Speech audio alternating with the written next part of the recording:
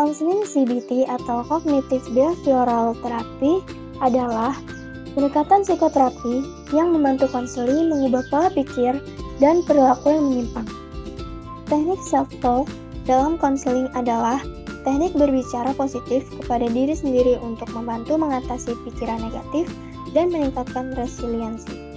Adapun manfaat teknik self-talk yaitu membantu mengenali aspek positif dan negatif dalam diri, memacu motivasi diri, membantu mengembangkan pikiran yang lebih sehat, membantu menyangkal keyakinan irasional, membantu mengubah negatif self-talk menjadi positif self-talk. Adapun prinsip dasar CBT yaitu yang pertama, berfokus pada pikiran dan perilaku pasien. Yang kedua, berhubungan antara proses kognitif, emosi, dan perilaku. Yang ketiga, terstruktur, terarah, dan berorientasi pada masalah. Yang keempat, menggunakan pendekatan ilmiah dengan logika dan kreasioning. Dan yang terakhir, membutuhkan hubungan terapeutik yang kuat dan kerjasama kolaboratif antara terapis dan pasien. Adapun tujuan CBT yaitu yang pertama, menolong pasien mengatasi masalah emosi atau pikiran dan perilaku. Yang kedua yaitu membantu pasien belajar mengubah perilaku, menenangkan pikiran dan tubuh. Yang ketiga yaitu membantu pasien berpikir lebih jelas dan membuat keputusan yang tepat. Dan yang terakhir yaitu membantu pasien menyelaraskan pikiran, merasa, dan bertindak. Dan langkah-langkah CBT yaitu yang pertama, terapis mengajak pasien bertatap muka untuk menggali penyebab dari kondisi yang sedang dialami. Yang kedua, terapis mengajak pasien untuk mengubah pola pikir dan perilaku yang keliru secara bertahap. Dan yang terakhir yaitu, pasien akan dipandu untuk menemukan sudut pandang berpikir yang baru untuk masalah mereka. Assalamualaikum.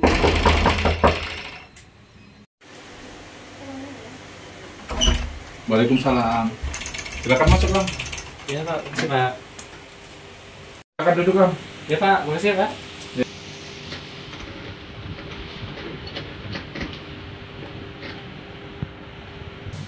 Gimana, Alam, kabarnya hari ini? Alhamdulillah Pak. Tadi kesininya naik apa? Ya, motor Pak. Oh, semalam kan Alam sudah ngabarin Bapak mau konseling kan ya? Iya. Nah, masalah apa yang pengen diceritain, Alam? Iya Pak. Jadi saya tuh kesini tuh gara-gara banyak pikiran gitu Pak. Saya penuh aja pikiran. Jadi kayak banyak masalah gitu semua. Jadi terhambat kuliah, jadi susah gitu gara-gara banyak pikiran. Oh, gitu. Nah, sebelumnya Alam pernah konseling belum? Belum Pak, baru pertama kali. Oh, baru pertama kali. Saya dapat rekomendasi Pak, bukan rekomendasi, informasi dari teman. Awalnya sih saya cerita ke teman Pak. Kalau saya itu lagi banyak pikiran, lagi banyak masalah segala. Tapi teman saya habis itu langsung merekomendasiin saya, ngasih nomor kalau ada tenaga profesional katanya, buat kalau mau konseling. Nah, akhirnya saya nyoba sini menghubungin Bapak semalam. Jadi Alam kesini itu atas rekomendasi teman kamu ya? Iya Pak, saya dapat informasinya dari teman saya datang ke sini. Oh, berarti Alam benar-benar mau konseling ini ya? Iya Pak, kan sebenarnya yang saya bilang tadi di awal, saya tuh lagi ada banyak masalah misalnya. Jadi pikiran saya terganggu lah gara-gara mikirin terus itu. Akhirnya saya pengen dengan sendirinya pengen nyoba konseling. Oh iya. Katanya ngebantu. Nah, sebelum melakukan konseling, Bapak mau jelasin dulu apa itu konseling. Jadi konseling itu proses pemberian bantuan yang diberikan oleh konselor, kepada konseling seperti Alam ini untuk membantu menyelesaikan masalah yang Alam hadapi. Nah, dalam konseling ini juga ada 3 asas. Nah, asas yang pertama itu kesukarelaan. Nah, Alam tadi kan datang sini atas kemauan Alam sendiri atau dipaksa orang lain? Ya, Pak, memang pengen kesini, pengen ini ya Pak, kemauan sendiri datang ke sini. Atas kemauan sendiri ya. Nah, asas yang kedua itu keterbukaan. Nah, keterbukaan ini jadi Alam harus terbuka untuk menceritakan masalah yang dihadapi Alam saat ini, agar Bapak bisa membantu Alam. Ya Pak, saya coba. Nah, asas yang ketiga itu kerahasiaan. Jadi informasi yang Alam ceritakan kepada Bapak itu akan Bapak simpan, akan Bapak jamin rahasiaannya, nggak akan tersebar kemana-mana. Kecuali kalau masalah yang Alam hadapi ini membahayakan diri Alam, maka Bapak harus melibatkan pihak-pihak seperti keluarga atau pihak berwenang. Nah, dalam konseling ini juga waktunya cuman berjalan sampai 30 menitan lah ya.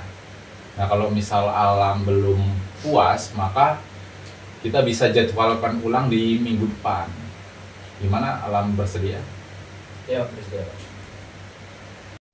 Tadi kan katanya Alam lelah, banyak pikiran yang ganggu Alam gitu kan. Iya Pak.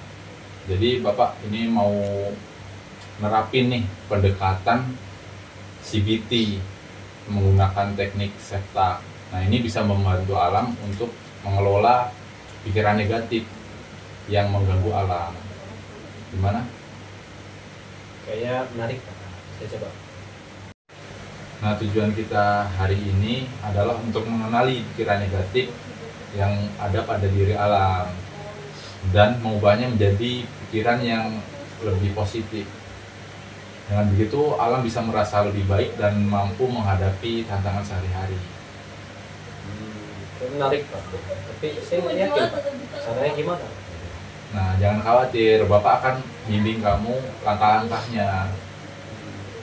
Mari kita mulai aja dengan mengenali pikiran negatif apa yang mengganggu Alam. Alam, coba ingat kembali terakhir kali kamu merasa tertekan, bisa kamu ceritakan. Iya Pak. Saya waktu itu pernah, dalam beberapa hari waktu itu Pak, saya habis ikut ujian. Cuman nilai yang saya dapatkan tuh tidak memuaskan. Saya tuh kayak jadi ngerasa gagal. Saya tuh jadi kayak ngerasa bodoh. Jadi semenjak saat kemarin tuh Pak, hari ini saya ngerasa kayak bakalan nggak ngerasa bakalan kayak nggak pernah berhasil gitu. Oke, jadi setelah gagal ujian, pikiran yang muncul dalam diri kamu adalah saya bodoh, saya tidak pernah berhasil, benar? Iya Pak, kayak gitu. Nah, sekarang kita akan mencoba untuk membantah pikiran tadi dan kita tanyakan pada diri sendiri, apakah ada bukti nyata bahwa kamu benar-benar bodoh dan tidak pernah berhasil? Sebenarnya enggak juga sih Pak, soalnya di beberapa mata pelajaran lain juga saya dapat nilainya yang bagus-bagus juga sih Pak, yang mata pelajaran lain. Nah, benar sekali. Jadi apakah benar-benar kalau satu kegagalan berarti kamu tidak akan pernah berhasil? Iya sih Pak, kalau dipikir lagi mungkin sebenarnya enggak juga gitu. Cuman mungkin memang pada saat itu saya merasa banyak kecewa aja sih Pak, makanya jadi laju kepikiran terus gitu. Ini contoh bagaimana pikiran kita sering kali berlebihan dalam menilai suatu situasi. Ini yang disebut distorsi kognitif. Nah, sekarang kita akan mengganti pikiran negatif tadi dengan self-talk yang lebih positif. Coba ubah kalimat saya bodoh dan tidak akan pernah berhasil itu menjadi sesuatu yang lebih realistis dan mendukung. Mungkin kayak gini nggak Pak? Saya mungkin hari ini gagal, Ya. cuman mungkin untuk selanjutnya saya bakalan bisa belajar dari kesalahan dan juga saya bisa berusaha lebih kuat keras lagi. Kayak gitu enggak? Iya. Daripada mengatakan saya bodoh, kamu mengakui situasi dengan lebih realistis dan memberikan kesempatan pada diri sendiri untuk berkembang. Iya Pak. Saya jadi kayak lebih ringan Pak kalau habis ngomong kayak gitu tadi. Benar, karena cara kita berbicara kepada diri sendiri sangat mempengaruhi perasaan dan tindakan kita gitu. Sekarang mari kita coba ini latihan kecil. Saya akan menyebutkan beberapa situasi dan kamu coba buat self-talk yang positif gitu. Oke? Iya Pak. Saya coba. Misalnya nih, kamu diabaikan sama teman-teman kamu dalam sebuah diskusi. Pikiran negatif yang mungkin muncul adalah mereka tidak suka saya. Nah, bagaimana kamu bisa mengubahnya? Coba. Mungkin gini Pak. Mungkin orang cuma lagi sedang sibuk ya, atau sudah jarang sedang tidak sadar aja kalau saya pengen berbicara sama dia orang. Itu enggak Pak? Bagus. Itu adalah cara berpikir yang lebih fleksibel dan tidak langsung menyalahkan diri sendiri. Sebelum kita mengakhiri sesi hari ini ya Lam, Bapak ingin mendengar terlebih dahulu pendapatnya Alam. Bagaimana perasaan Alam setelah mengikuti sesi konseling kali ini? Iya Pak, saya udah merasa cukup bagus Pak, cukup baik. Awalnya kan saya ngerasa banyak beban, banyak pikiran datang ke sini kan Pak, banyak yang menumpuk di dalam pikiran saya. Cuman setelah saya datang ke sini terus mencoba teknik yang Bapak berikan, saya ngerasa kayak pikiran jadi lebih tenang, kayak beban jadi lebih berkurang Pak kalau untuk saya. Nah, itu bagus. Bapak senang mendengar bahwa teknik ini sudah mulai bisa membantu kamu untuk menyelesaikan masalah yang kamu alami saat ini ya. Dari seluruh proses tadi, coba bagian mana yang menurut Alam nih paling berpengaruh untuk Alam sendiri gitu? Ya Pak, kalau yang paling berpengaruh menurut saya sih Pak, pas bagian suruh nantang pikiran tadi sih Pak, suruh ngebantah. Jadi saya jadi sadar kalau ternyata apa yang selama ini saya pikirkan tuh sebenarnya nggak terlalu sebegitu benar gitu. Kayak mana buktinya gitu kan, pas kalau saya terlalu banyak berpikir negatif kepada diri saya itu salah gitu, karena buktinya itu di mana, nggak ada. Nah dari situ saya mulai sadar bahwa ternyata diri saya itu terlalu banyak menghakimi diri saya, sehingga tanpa banyak pembuktian tadi. Mungkin itu sih Pak yang paling mengena bagi saya. Itu pemahaman yang bagus lah. Menyadari bahwa tidak semua pikiran kita itu benar adalah langkah yang besar dalam mengubah pola pikir. Apakah ada tantangan yang kamu rasakan saat mencoba latihan self-talk tadi lah, gimana? Ya Pak, awalnya sulit sih Pak untuk saya nyoba bicara positif ke diri sendiri, itu sulit. Kayak memaksakan sesuatu yang tidak nyata gitu Pak bagi saya. Tapi setelah dari arahan Bapak, setelah saya nyoba itu tadi untuk memaksakannya tadi, saya mulai sadar betapa bagaimana kalau ucapan yang positif tadi bisa membuat kita menjadi lebih tenang dan lebih baik lagi. Nah, itu hal yang wajar ya. Perubahan dalam pola pikir itu membutuhkan waktu dan latihan. Nah, yang penting Alam sudah mulai mencoba gitu. Dan itu adalah langkah yang luar biasa. Menurut Alam nih, bagaimana cara terbaik untuk Alam bisa menerapkan self-talk yang positif ini dalam kehidupan sehari-harinya? Saya pikir Pak, bisa saya nanti ngebuat catatan kecil untuk nyatet-nyatet setiap kali ada pikiran saya yang negatif tadi. Saya ubah jadi ke versi yang lebih positif. Mungkin nanti bisa Pak, saya nyoba untuk ngebuat buku catatan kecil tadi untuk sebagai pengingat. Itu ide yang bagus ya.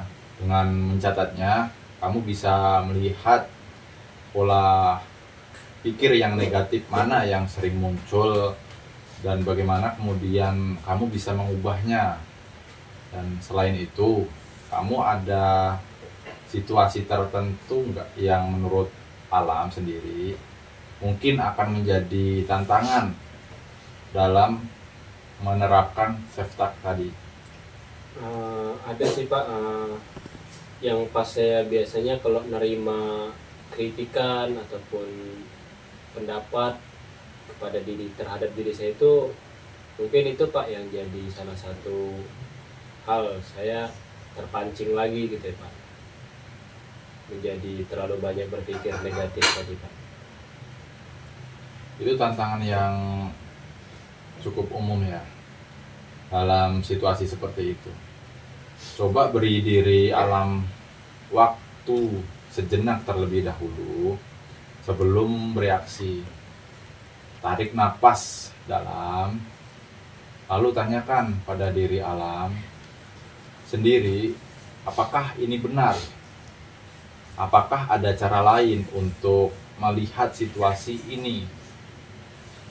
Nah, dengan latihan, maka lama-kelamaan Alam pasti akan berpikir terlebih dahulu dengan baik sebelum merespon, daripada langsung merespon tanpa dipertimbangkan. Baik Pak, saya akan nyoba Pak saran dari Bapak. Mungkin saya nanti butuh waktu juga untuk latihan, untuk saya bisa untuk ngebiasain diri saya untuk melakukan hal tersebut Pak. Itu semangat yang luar biasa ya. Yang penting bukan seberapa cepat Alam untuk berubah, tapi seberapa konsisten Alam dalam latihan. Jika suatu saat Alam merasa kembali ke pikiran lama, maka jangan berkecil hati ya, karena itu bagian dari proses belajar gitu lah. Sebelum kita mengakhiri sesi hari ini, ada satu hal yang ingin Bapak tekankan terlebih dahulu untuk Alam ya. Perubahan itu tidak akan terjadi dalam semalam ya Alam, tetapi setiap langkah kecil yang Alam ambil hari ini akan membawa perubahan besar di masa yang akan datang. Jadi tetaplah berlatih dan bersikap baik pada diri sendiri. Oke? Oke Pak. Sebelumnya juga makasih Pak, saya ucapkan sekali lagi makasih banyak untuk atas bantuannya pada hari ini Pak. Sama-sama ya Alam, saya juga sangat bangga dengan usaha yang sudah kamu lakukan. Tetap semangat, sampai jumpa di sesi berikutnya ya. Baik Pak, kalau begitu saya izin pamit pulang dulu ya Pak ya. Oke Alam. Izin pulang dulu ya Pak kalau gitu ya Pak. Iya Alam. Hati-hati di jalan ya. Iya Pak. Nanti kalau udah sampai kabarin aja. Baik Pak. Terima kasih ya Pak. Ya.